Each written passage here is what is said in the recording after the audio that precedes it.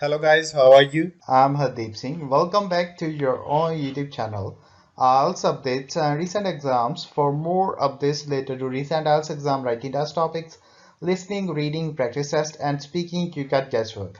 Please, guys, participate in everyday listening and reading practice test to achieve your desired band score in your actual IELTS exam.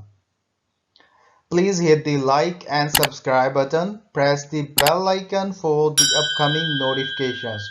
Don't forget like, subscribe and share my YouTube channel and my Facebook page, IELTS updates and recent exams. Part 1. You'll hear a head teacher and a teacher discussing a school camping trip. First, you have some time to look at questions 1 to 5.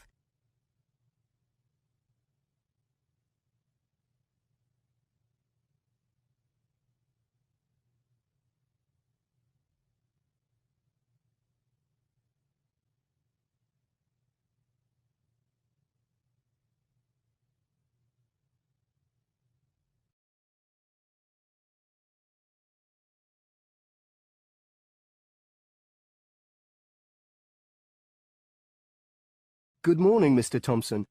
Can I speak to you for a moment? Of course, Jamie. Come in. Have a seat. I've just finished looking through the reports for this term. It looks like the pupils are doing very well. Yes, I think they are. It's all going fine. So, Jamie, what's on your mind? Well, I've been thinking about next month's camping trip, the one for year 10. Yes, we've got it scheduled for the 23rd to the 26th, if I'm not mistaken. Actually, I think it's the 24th to the 27th. Let's just check. Oh, right. Yes, you're right. So, Well, I've been thinking about how we might possibly make this year's event even better than last year's. Not that last year's wasn't great, but... suggestions for improvement are always welcome, Jamie. So, what have you been thinking about? Well, to tell the truth, I wasn't completely happy with the camp we used last year. It was rather small, and I didn't feel that the grounds were particularly well kept. Go on. I did some searching, and I think I found the perfect spot. It's called Shepton Meadows, and... Is that the campsite in the Lake District? No, actually it's just outside Carlisle. It's a huge site, and it's on a lovely lake, Lake Brant, I believe it's called. Half the site is forested, and the rest, the actual camping area, is grassy. For kids that rarely get to see anything more than concrete, it's ideal. And the facilities are amazing. There's a basketball court, a large pool, and a football pitch. There are well-marked trails through the forest for hiking, and the lake is there for swimming and other water sports. I believe there's even a lifeguard service. That sounds like it might suit our purposes perfectly. Did you happen to find out about availability and cost? Yes, as a matter of fact, I did. I called them yesterday evening, and there are plenty of spots available.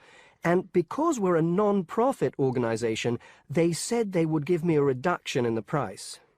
If I remember correctly, we paid £5 a head last year.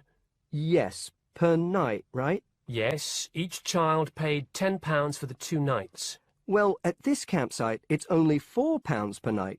And they told me that if we had over 50 children, which we do, they could give us a further 10% off. That's very reasonable, isn't it? Well, from what you've told me, I think we should probably go ahead and book. Excellent. I'm sure the children will love it. I'm sure they will. Before you hear the rest of the conversation, you have some time to look at questions 6 to 10.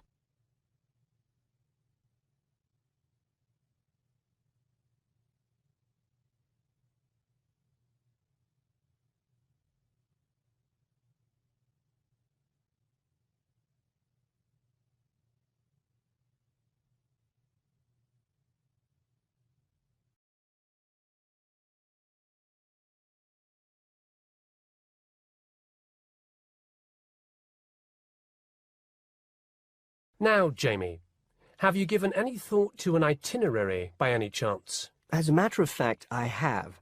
Wait 1 second. Yes, here it is. I've made a few notes. Okay, so, now, these are just ideas, of course. Yes, go on. Let's hear what you've got. Right. We time it so that we arrive at the camp around 7 on Friday evening. It'll still be light then, and we'll have plenty of time to set up camp and get ourselves settled in. At 8, we could have a barbecue, you know, hamburgers and hot dogs, something that's nice and easy to prepare. And that children love. Yes. Then, lights out would be at 9:30, so the children will get a good night's sleep and be up bright and early at 7 on Saturday morning. Breakfast would be at 7:30, an hour's hiking from 8 till 9, and then a couple of hours at the lake. That would take us up to 11. I think that an hour of free time would then be in order. Let them have a chance to explore a bit on their own, you know. Yes, great idea. And then? Let's see, a picnic lunch at 12, and then sports in the afternoon till 4. Another swim until 5, and then supper. After clean-up, around 6:30, we could have a talk-back session, where the children get a chance to discuss their day and anything else they might have on their minds. Then a campfire and sing-along at 8, back to the tents at 9:30, and, well, that takes care of Saturday. Excellent, excellent. That would certainly keep them busy. What about Sunday? Sunday, right. As on Saturday, same wake-up and breakfast times, and then I thought we could go on a bit of a day trip. There are some caves about an hour's walk from the camp, which I thought the children might find interesting. We could leave at 8, which would mean we'd get to the caves at 9. They could explore for a couple of hours, and we'd head back at 11. 12 o'clock would see us back at the meadows. An hour's swim, and then lunch at 1. Then we could have organized games in the afternoon until supper at 5. It would take us an hour to clean up our sights and pack up. We'd be on the buses at 6 and all set to head back into the city. Well now, you've certainly put a lot of thought into this, Jamie, and it's paid off. I think it sounds wonderful. I can't think of a thing that needs to be changed. Let's go for it. Brilliant. I'll get the itinerary printed up and put it up on the notice board this afternoon. That is the end of part 1. You now have half a minute to check your answers.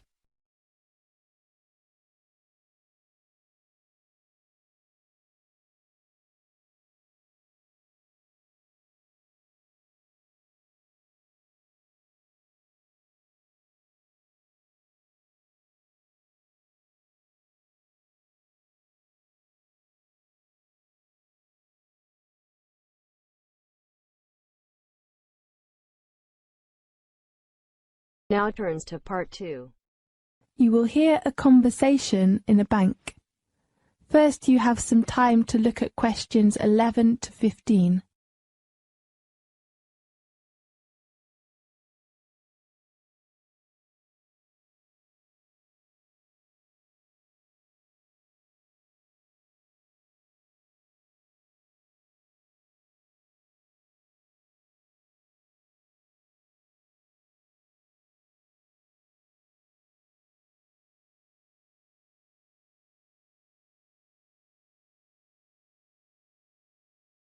Good morning. I'd like to open a bank account, please.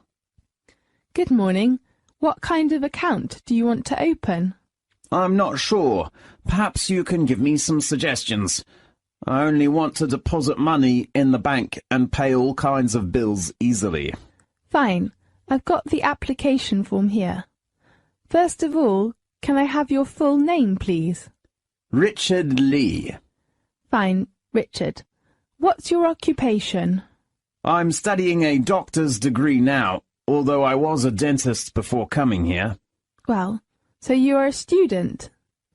What kind of account can you suggest for me? How about a deposit account? What's the difference between that and a current account? There are many differences, such as the interest rate, overdraft and service, and so on.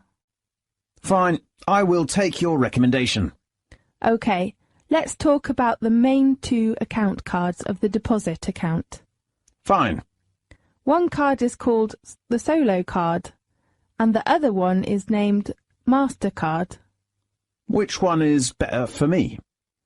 Let me introduce you to some differences of the 2 cards. OK. The first one is annual interest rate. Which one is higher? Of course, it is the MasterCard. At present, its rate is 5.5%, but the Solo card is only 2.5%. Now look at questions 16 to 20.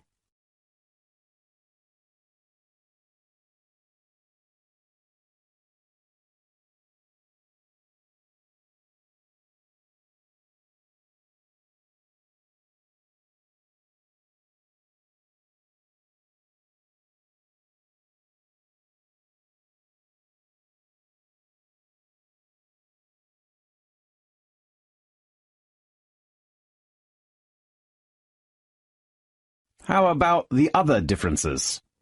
The service supplied with the two cards. Could you speak specifically?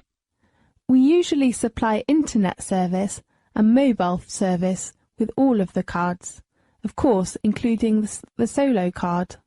Yes, I'd like to ask for the service of mobile and... does Solo card have an overdraft? I'm sorry, but MasterCard has such a service. Fine. If you want to take more money out of the bank than you have in it, be very careful.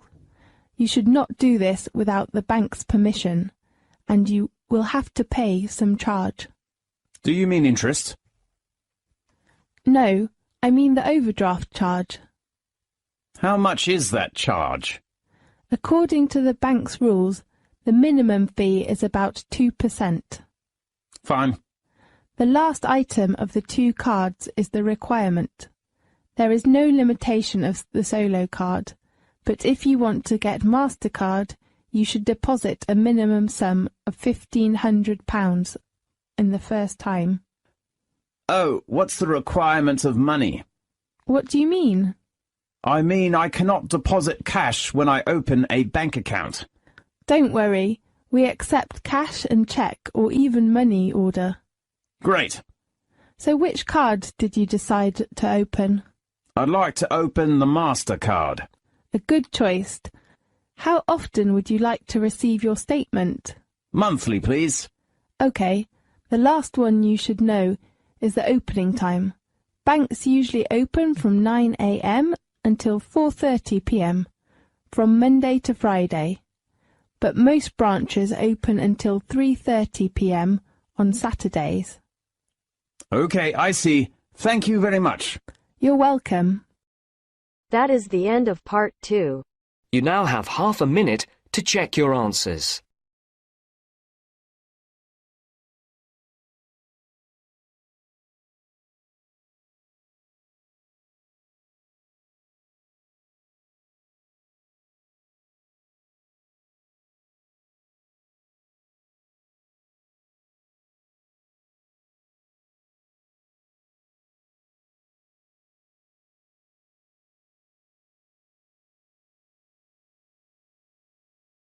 Now turns to part 3. You will hear a museum director talking to several student interns, explaining their internship duties at the museum.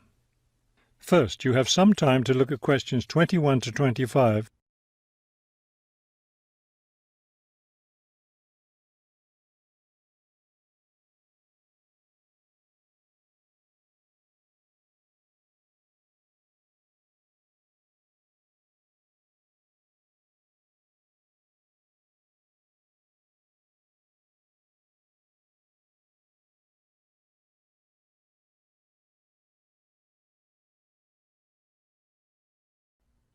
Welcome to the City Museum of Art. I'm Dr. Shirley Johnson, the director of the museum's internship program. Today, I'll be giving you an orientation to the museum and our museum administrator's internship program.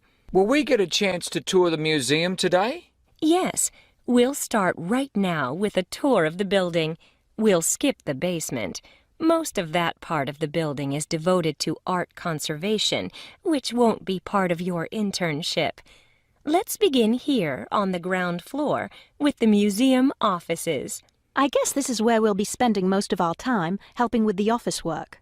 You'll spend some time working in here so you can learn what the administrative duties involve, but you'll also get a chance to experience all aspects of museum work. This room in here is the Museum Tours office. I'm interested in that.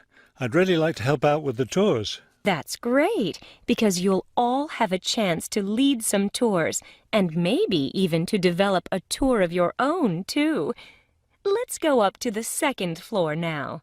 This is the boardroom in here, isn't it? Will we get to go to board meetings?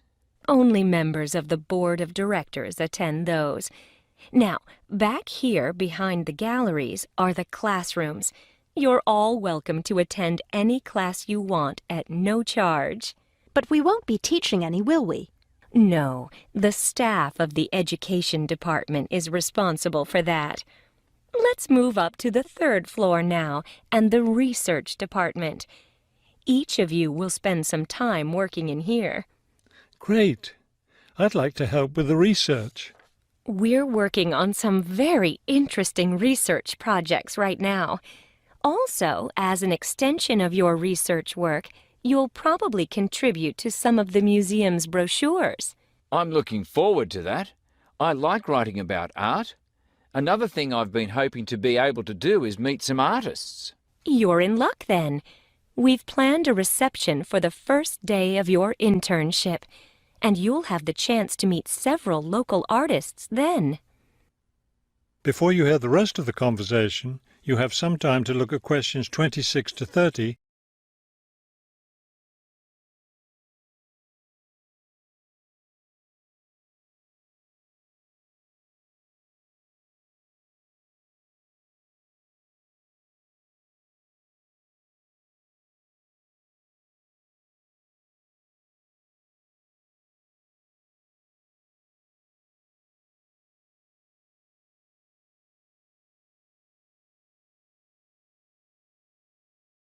Could you give us a little background of the museum?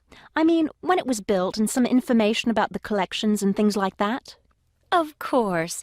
The main part of the museum was built in 1895 with a combination of public and private funds. The new wing was built 60 years later with a donation from the Rhinebeck family.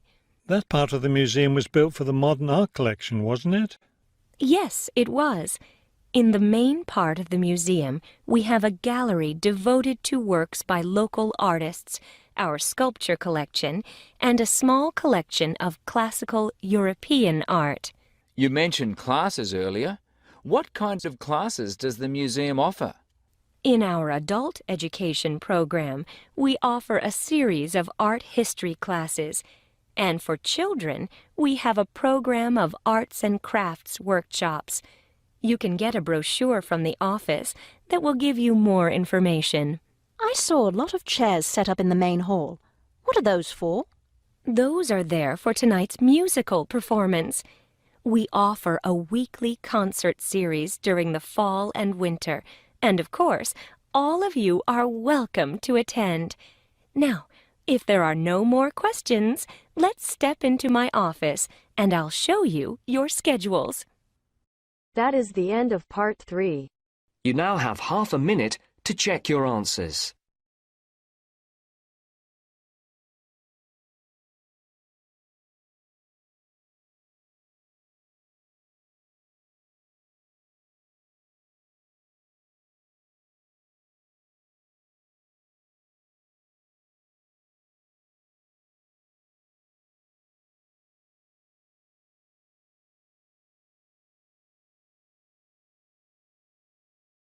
Now turns to part 4.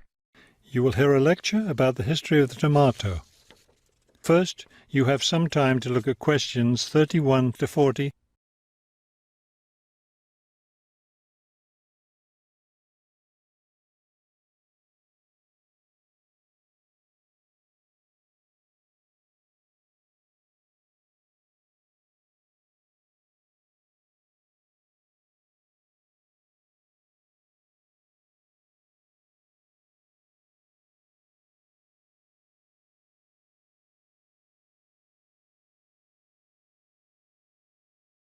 The tomato is a popular vegetable, which figures in the cuisine of many countries around the world. It is particularly prominent in Italian cooking, but it was unknown in Europe until Spanish explorers brought it back from the Americas. The tomato originated in the highlands of Peru. From there, it eventually found its way to Mexico, where it was cultivated by the Aztecs. The Aztec tomato wasn't the large red vegetable we know today. Rather, it was small and yellow. When this small round fruit arrived in Italy, it was named golden apple for its bright yellow color. You'll notice I just called it a fruit. That's because a tomato is botanically a fruit, even though most everyone calls it a vegetable. The actual word tomato comes from the Aztec name for the vegetable, meaning plump thing. The tomato arrived in Europe in the 1500s and quickly became a popular food in Spain and Italy. In the late 1600s, the Italians began publishing recipes that used tomatoes. The British, however, had a different attitude toward the vegetable. It was grown as an ornamental plant in Britain in the 1600s, but it wasn't eaten because it was thought to be poisonous. It wasn't until the 1700s that tomatoes became part of the daily diet in Britain. In the United States, tomatoes were also used as ornamental plants rather than as food for a long time. This attitude began to change in the 1800s. In 1806, a gardener's calendar mentioned that tomatoes could be used to improve the flavor of soups and other foods. Thomas Jefferson did much to enhance the tomato's reputation as a food. He first served tomatoes to visitors at his home in Virginia in 1809. Then in 1820, a man named Robert Gibbon Johnson decided it was time to discard once and for all the idea that tomatoes were poisonous. To prove his point, he ate 1 kilo of ripe red tomatoes in public. 2,000 people gathered to watch this feat, which took place on the steps of the courthouse in Salem, Massachusetts. Amazingly enough, Johnson survived this stunt. The popularity of the tomato as a food began growing rapidly. Soon people all around the country were eating tomatoes. By the 1830s, American newspapers and magazines were publishing thousands of tomato recipes. However, all those recipes involved using tomatoes in some cooked form. Tomato salads and sandwiches were still unknown. It wasn't until a century later, in the 1930s, that it became popular for people to eat raw tomatoes. That is the end of part 4. You now have half a minute to check your answers. So guys, don't forget like, subscribe and share my YouTube channel and my Facebook page, IELTS updates and recent exams. For more updates related to recent IELTS exam writing test topics, listening, reading, practice test and speaking, you got guesswork. Please guys, participate in everyday new IELTS listening and reading practice tests to achieve your desired band score in your actual IELTS exam. For more IELTS material, visit my official website www.ieltsupdatesandrecentexams.com. The link is given below in the description. If you need PDF files of latest IELTS material, then please join my Telegram channel. So guys, please write your score below the comment section. Again, thanks for listening. God bless you all guys. Stay tuned, stay safe.